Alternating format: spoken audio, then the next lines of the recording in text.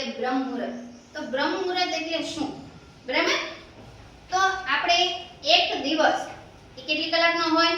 24 કલાક. બરાબર? 12 કલાક દિવસના અને 12 કલાક સાંજના. તો અહીંયા બે ઘડિયાળ દોરી છે. હવે આમાં જે દર્શાવેલા છે ને એ પહોર છે. પહોર એટલે એને પ્રહર કહેવાય. તો કુલ આખા દિવસના 8 પ્રહર છે. 4 દિવસના અને 4 રાતના. તો કે એક એક પ્રહરનો સમય છે 3 કલાકનો. કેટલી કલાકનો? 3 કલાકનો. ઝડપથી સે જોઈ લઈએ આપણે.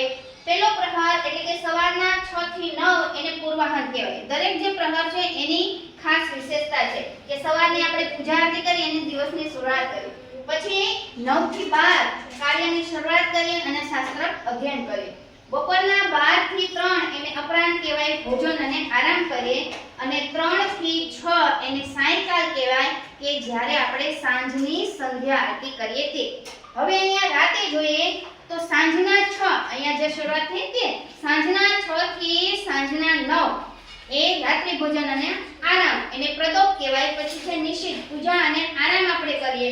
અને ત્રિયામાં રાતના 12 થી 3 ગહન આપણે ગાઢ નિદ્રામાં હોય ને અને તાંત્રિક સાધના માટે પણ હોય. પછી રાતના 3 થી સવારના 6 એને ઉષા અથવા તો બ્રહ્મ મુહૂર્ત કહેવાય.